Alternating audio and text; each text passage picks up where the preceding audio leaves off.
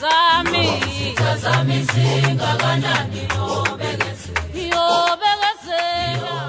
Sanibonani, ugogo uMseleko lo enimaziyo njalo uma ekhuluma enzela nezindaba ezinhle enizithandayo.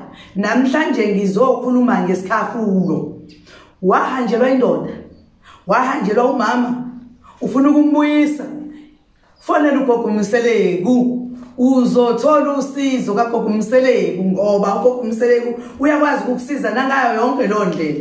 Ngoba ngalesikhathi umuntu esehambile manje indlela yokumsondeza eduze usungasakwazi ukuyithola. Kufanele uthole lesikhafulo lesi ukuze phela uthi sibanibani ngithi buya, sibanibani ngithi buya, abuye eze kuwena, abuye eze kodwa nawe phela kangakufici uwena nje. Nawe thola phela izinto ezithize, ugqume, ugeze, uphalaze, kwenzela ukuthi afice usugezekile, usumuhle. Ningakhohlwa phela ukuthi ngithe ngizobe ngisegoli ngomhla ka-11 ukuthi izolo ngesikhathi ngenkathi ngikhuluma ngithi mina umhla ka-10 wona ngiyosuka ngawo la, kodwa futhi ngiyobe ngisuka ebusuku ngoba ngiyobe ngenzela ukuthi ngifike ngikwazi ukuthi ngilale qede bese ngikwazi ukuthi ekuseni ngikwazi ukusebenza abantu kahle, ngifresh, ngikwazi ukuthi makumele ngikhulekise kumele ngabe ngikhulekise. Kune video yami yokuqala kuyona engiqale ngayo ukusho ukuthi